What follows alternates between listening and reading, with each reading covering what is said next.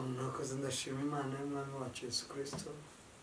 Imana Data iduhaye umunsi mwiza muri iki gitondo uko imbere yayo ijambo ryayo. Imana yo mu ijuru ihimbazwe. Ndashimira Imana Data itwejeje muri uko kwezi k'umunani, ukwezi kwiza k'umugisha, kwitwa ukwezi ko kwezwa kubakunda Imana n'abakristo. Ndashimira Imana iduhaye ukwezi kwiza ko kwezwa. Imana yo mu ijuru ishimwe. Imana yaduhaye ijambo ryiza uku kwezi nshaka gufungura ku mugaragaro w'itorero rya Kristo ku isi, kwezwa icyo ari cyo bifungura kugira ngo tubashe kwezwa, kuko utejejwe utazabona umwami Imana. Bibiliya ni kuvuga mu Baheburayo 12:14 iravuga ngo tukwe kubana n'abantu bose amahoro, tugira umwete wo kubana n'abantu bose amahoro n'uwo kwezwa, ngo kuko utejejwe atazabona umwami Imana. Rero nitutagira umwete wo kwezwa tuzinjira mu bwami bwo mu ijuru. Rero uko ni ukwezi ko kwezwa, ukwezi ko kwiboneza, kwitunganya. Byo rero nshaka kugira ngo nganireho gato kugira ngo twebwe twese tuzakirire rimwe k'abanyetorero bafite kuja mu bwami bwo mu ijuru, mubashe kumenya kwezwa ko ari ingenzi mu bemera Imana no mu bizera Yesu Kristo, banamutegereje ko azagaruka. Murakoze cyane. Imana yo mu ijuru bamugisha kadusoma ijambo ry'Imana bwo gufungura uku kwezi kwiza kw'ingenzi mu buzima bw'abakristo cyangwa ku itorero rya Kristo ku isi. Ndasoma Abatesalonike ibice 4:3, ngongera nsimbe nsome 7, dusome mu izina rya Yesu. Biravuze ngo icyo Imana ishaka ni iki: ni ukwezwa kwanyu no kwirinda gusambana, ngo umuntu wese muri mwe amenye gutegeka umubiri we wezwe, ufite icyubahiro, mudatwagwa n'irari ryo gukurikira kurigira, mudatwagwa n'irari ryo kugirira nk'abapagani batazi Imana. Kandi ngo umuntu wese areke kurengera cyangwa kuriganya mwene se kuri ibyo, kuko umwami wacu ahora inzigo y'ibyo zose, kuko twabanje kubabwira no kubahumuriza. Imana tiyaduhamagariye kwanduzwa, ahubwo yaduhamagariye kwezwa. Nico gituma uwirengagiza ibyo ataba ari umuntu yanze, ahubwo aba yanze Imana iha mwebwe umwuka wayo wera. Amen. Kongere dusome muri ico gitabo nanone Abatesalonike ba kabiri igice cya 2 umurongo wa 13. Biravuze ngo ariko bene data bakundwa umwami wacu, dukwiye kubashimira Imana iteka, kuko uhereye mbere na mbere Imana yabatoranirije agakiza gaheshwa no kwezwa kuva ku mwuka no kukwera no kwizera ukuri. Amen. Ndangiriza mu gitabo cy'ubuhanuzi bwa Yesaya igice cya 6, kuko mfungura ku mugaragaro ukwezi ko kwezwa. Igice cya 6 umurongo wa 1 biravuga ngo mu mwaka umwami Uziya yatanzemo, nabonye umwami Imana yicaye ku ntebe y'ubwami ndende ishizwe hejuru, igishura cyayo gikwira urusengero. Abaserafi bari bahagaze hejuru ya umuserafi wese afite amababa 6, 2 yayatwikirizaga mu maso ye, ayandi 2 yayatwikirizaga ibirenge bye, ayandi 2 yayagurukishaga. Umwe avuga ijwi rirenga abwira mugenzi we asingiza ati, Uwiteka Nyiringabo arera, arera, arera, isi yose yuzure icubahiro cye. Imfatiro zireba y'umuryango zinyeganyezwa n'ijwi ry'uwavuze ijwi rirenga, inzu yose yuzura umwotsi. Maze ndavuga nti, ni ishyano ndapfuye we, kuko ndi umunyaminwa yanduye kandi nduye hagati y'ubwoko bufite iminwa yanduye kandi amaso yanje abonye umwami Uwiteka Nyiringabo. Maze umwe mu baserafi arahaguruka aza aho ndi afite ikara mu ntoki ryaka yakuje urugarama ku gicaniro aringoza ku munwa arambwira ati ndore iri bigukozeho ku munwa gukiranirwa kwawe kugukuweho ibyaha byawe biratwikiriwe. Numva ijwi ry'Umwami Imana riti ndatuma ninde watugendera? Maze ndavuga ati ni njyewe bari njye utuma. Amen. Mwakira ijambo ry'Imana. Ijambo ry'Imana dusomye ni hejuru yo kwezwa. Kwezwa ni ingenzi. Kwezwa ni ingenzi ku mukristo. Umuntu wese wemeye Imana, kwezwa ni ingenzi. Abantu benshi barabaza ngo umukristo wakiriye Kristo arashobora kwezwa? Yego, atejejwe ndiyobona Umwami Imana. Umuntu arashobora kwakira Yesu nk'Umwami n'Umukiza akihana, ariko iyo atejejwe noneho rero agenda stokinga ibicumuro bikagwira bigahinduka icyaha, bikabyara irari rikabyara icyaha kikazana urupfu. Rero ku mukristo wakirijwe wihanye ibyaha byose azahabwa ukwezwa muri we kukamukomeza kukazamuhesha kubona Umwami Imana. Iyo umuntu adafite kwezwa azava mu gakiza, azava mu Mana. Kwezwa ni umwuka w'Imana uba mu muntu umuhesha guca bugufi. Kwezwa icyambere ni ukwerekana guca bugufi imbere y'Imana iteka ryose, kuko abafite Kristo, abafite Imana iteka ryose bakwiye guca bugufi. Guca bugufi imbere y'Imana. Kwezwa ni ukugumiza guca bugufi imbere y'Imana, tuzamura Imana, kuko Imana irera. Bibiliya iravuga ngo n'abamarayika n'abakuru 24 n'abamaserafi n'abatuye mu bwami bwo mu ijuru, abatuye ku ndebe y'Imana bicara bakubita amakamba yabo hasi bavuga ngo urera Nyiringabo. Kurya ni ukwezwa, ni ukwera kw'Imana. Iyo tubona kwera kw'Imana tuzaduca bugufi. Rero twebwe abatuye mu isi muri uyu mubiri, kugira ngo turusheho gukomeza kuzamura icyubahiro cy'Imana, tuvuga ngo urera Nyiringabo, ni ukwezwa. Iyo twezwa tuvuga ngo urera Mana. Kandi uko niko kuyiramya, niko kuyihimbaza, nico yaturemeye. Imana irera. Umukristo wese w'itorero rya Kristo, uku ni ukwezi ko kuririmba ngo urera Mana, dukoresheje kwezwa. Iyo twezwa tuba twatubona kwera kw'Imana, ariko utezwa ntababona kwera kw'Imana. Nico gihe rero aza yandura, akanduzwa cyane n'ibicumuro, bigatuma atazabona Umwami Imana. Kwezwa rero ni ukugaragaza kwera kw'Imana, kandi nico tugomba kwemera nk'abakozi b'Imana, kabemeye Imana, kabakiriye Yesu Kristo, nuko tugaragaza kwera kw'Imana. Icya kabiri, kwezwa nico nshaka gusobanura. Kwezwa icya gatatu, kuko kwezwa ni ukugaragaza kwera kw'Imana. Icya kabiri, kwezwa ni uguca bugufi, ni uguca bugufi imbere y'Imana isumba byose. Kwezwa kandi ni ukubana n'Imana. Nta muntu ushobora kubana n'Imana atejejwe. Nta ushobora kubona Imana atejejwe. Niyo Abayiburayo ibice 12 navuze na 14, kuko tugomba kugira umwete wo kwezwa no kubana n'abantu amahoro. Ibyo zombi ni mu kwezwa niho biba.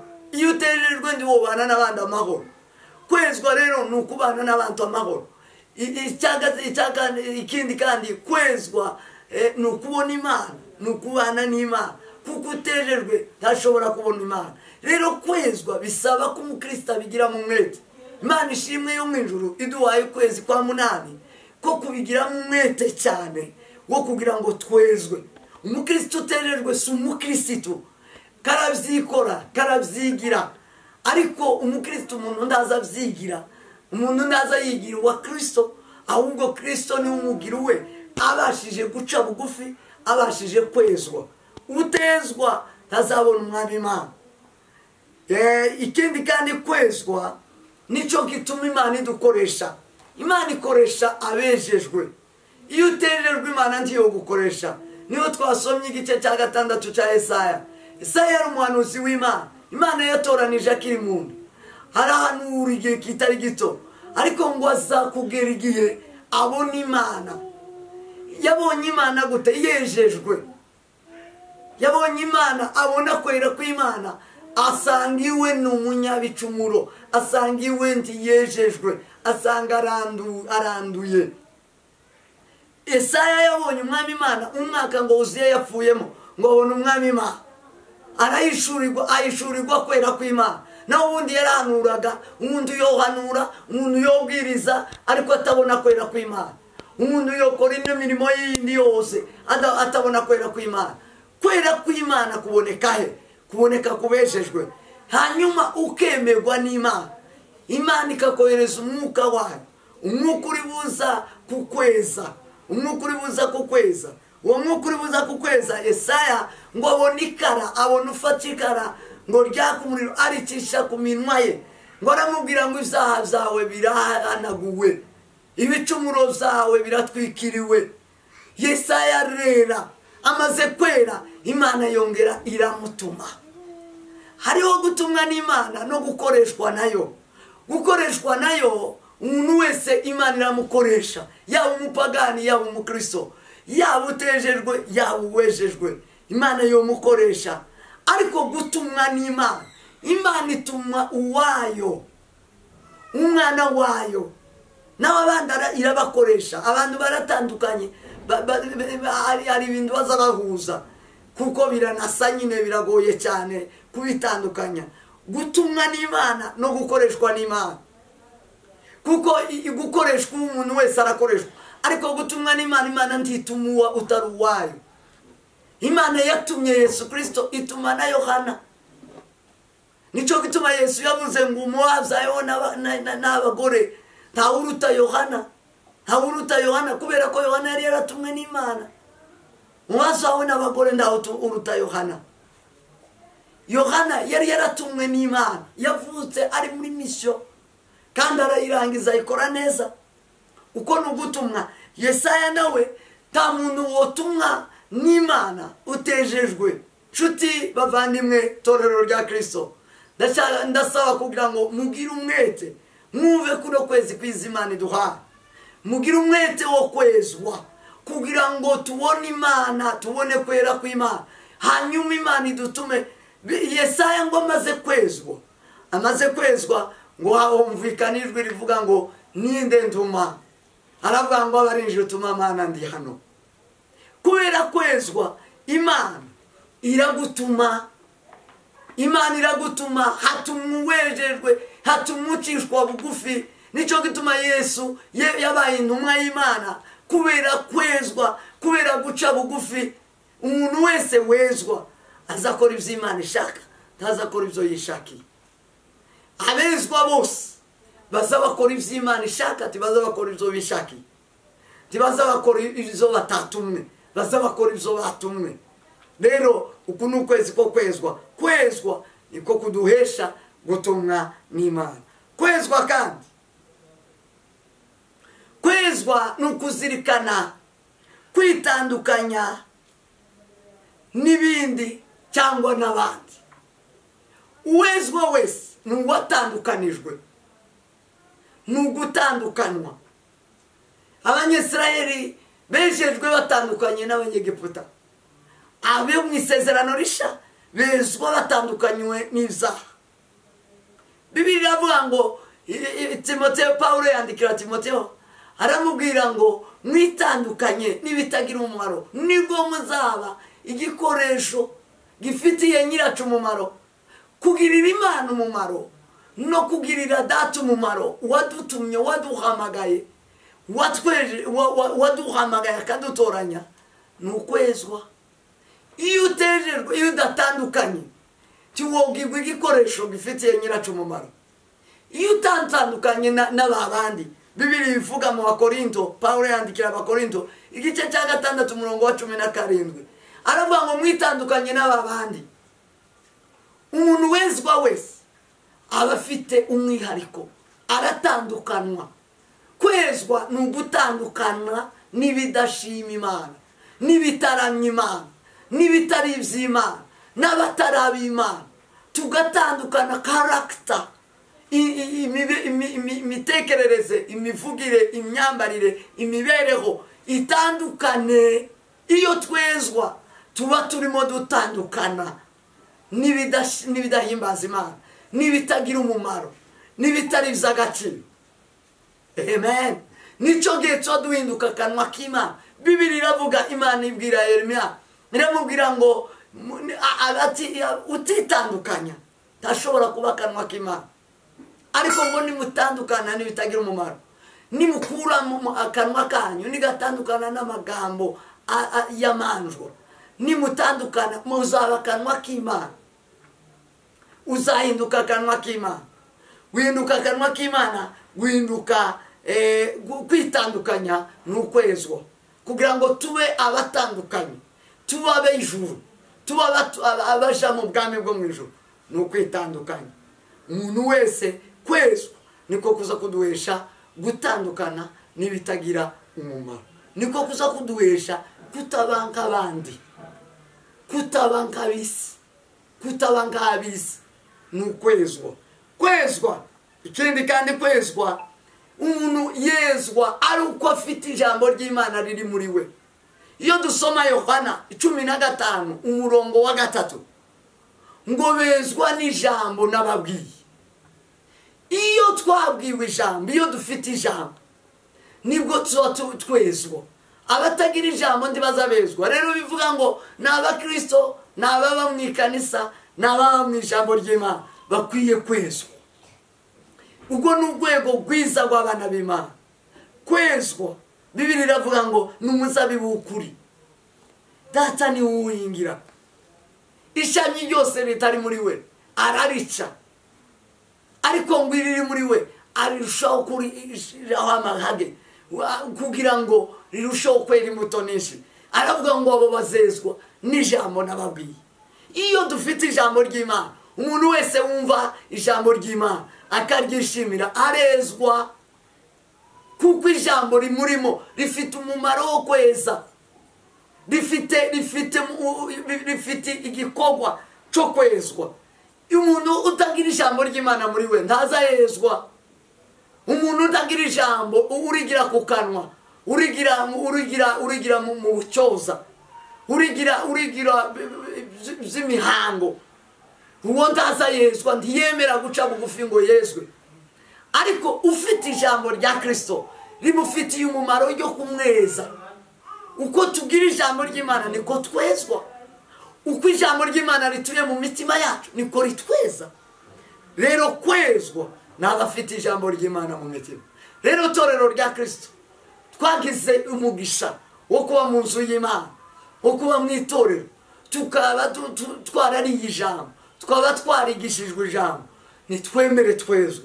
Ukwezi ko kwezwa n'abafite ijambo ry'Imana. Muze ijambo ry'Imana muryuze, murigarure ko uza inganizo zuzaga. Iyo yarishaga ikagenda ikarisha igahaga, yaratahaga yaryama ikagarura ibyo yarishije, izuzi ibisya neza. Rero abafite ijambo ry'Imana, itorero rya Kristo, uku kwezi n'ukwezi ko kuza ijambo ry'Imana, n'ukwezi ko kurekera umwanya ijambo ry'Imana twabwiwe, tugize iminsi turya, tugize iminsi dufite, ko ryoza, ko ritweza, ko ridutunganya. Sema amen. Ijambo ry'Imana muriho umwanya, muryemerere ritweze, muryemerere rikora umurimo waryo, muryemerere kuno kwezi ribashe kudutunganya rwose pe. Nibwo tuzagira imirimo myiza yose y'abakristo, y'abana b'Imana. Kwezwa kwandikwa icyanyuma n'ukwemera ko ijuru ribaho. Kwezwa nukumenya ko ijuru ribaho. Yesu azaza, hariho ijuru ry'abana b'Imana, hariho iyindi si itari iyi. hari ubundi buzima butari ubu dufite. Iyo twezerezwa kugaruka k'umwami Yesu, twezerezwa guhishurwa kwa Kristo, kw'Imana Data, guhishurwa kw'itorero, tuba dufite neza ibyiringiro yuko Yesu azagaruka. Amaherezo tuzobona umwami Imana. Abantu bategereje kuzoja mu bwami bwo mu ijuru barezwa, baremera bakezwa. Abategereje kuzinjira mu ijuru ry'amajuru, abategereje kuzabana na Yesu, abategereje kuzaba mu isi itari mu ibyago n'amakuba, itari mu urupfu, itari mu umubiri ubabara, abo barezwa. Kwezwa kuduhesha niho Pawulo yavuze iki gice twasomye cya Pawulo mu Batesalonike, Abatesalonike ba kabiri, igice cya kabiri, ni yazababwira hejuru yo guhishurirwa kw'Imana, guhishurirwa ko kugaruka kwa Yesu. Ababwira uburyo bwo kugaruka kwa Yesu kuzabanzirizwa no guhishurwa k'ubugome cyangwa se k'umugome, k'ubuhanuzi bugoretse, ku bibazo byinshi. Bibiliya iravuga ngo igihe cy'imperuka abantu bazaba bikunda, bakunda imbiya, batumvira, bikakaza, batukana, bakora biriya bizira byose. Ibi biziyongera cyane. Rero abakristo icyo gihe nicyo gihe bazabezwa, barushaho kwezwa cyane. Niyo Bibiliya ivuga mu byahishuwe ngo uwezwa nagumize yezwe, ngo uwandura nawe nagumize yandure cyane. Igihe cyo kugaruka k'umwami Yesu, abakristo barezwa cyane kuko bategereje Imana. Umukristo arezwa cyane kubwo gutegereza kugaruka k'umwami Imana, kubera ko dufite kugaruka k'umwami Yesu. Turezwa nukuba maso, kwezwa nukuba maso. Itorero rya Kristo ryose ryiteguye kugaruka kwa Yesu, barezwa. Ibi ni ibihe byo kwezwa. Yesu yaragiye, isezerano ryo kuvuka ryarabaye, isezerano ryo gupfa no kuzuka ryarabaye, dusigaje isezerano rimwe gusa ryo kugaruka kwe. Rero iki gihe ni igihe cyo kwezwa kw'itorero kugira ngo barindire kugaruka k'umwami Yesu. Ni igihe cyo kuba maso. Torero rya Kristo muri uku kwezi mfunguye ku mugaragaro kwezwa mukwakire mu mitima, mukwakire mu mibiri, mukwakire mu aho dutuye, mubane n'abantu bose amahoro. Mwezwe mwikiranure, umuntu yikiranure na mugenzi we, umuntu yikiranure n'Imana. Hanyuma tubeho dutegereje kugaruka k'umwami wacu Yesu Kristo. Tubeho turi maso, yoza none yoza ejo, tumutegereze. Ntazatinda Yesu azaza kuko yabivuganye natwe. Yaravuze ngo nimuhagarike imitima yanyu, mwizere Imana nanjye munyizere. Bavandimwe bene data, twizere Imana, twizere Yesu Kristo. Icyo yavuze azagishitsa, azagaruka kandi ngo aho ari niho tuzaba. Nico gituma rero twezwa. Mwakire ijambo ry'Imana, mwakire kwezwa. Uku kwezi ndabasabira kwezwa, ndabasabira kwemerwa n'Imana bundi busha, ndabasabira gukoreshwa gutumwa n'Imana mu mahanga, mwisi, mu muco uvira amahanga, umuco uvira imiryango n'amoko atandukanye ku isi. Imana ibahe umugisha, Imana ibagirire neza. Mwakire ijambo ry'Imana, mwakire kwezwa ukwezi k'umunani kubasabiye mu mugisha w'Imana. Karero dusoze dusenga. Imana ibagire neza, Imana ibahe umugisha mwinshi cyane. Data wa twese uri mu ijuru, Imana isumba byose, mukiza wacu murengezi, mwami w'abami, uri hejuru y'amajuru. Ndashimira amaboko yawe, ndashimira kugira neza kwawe.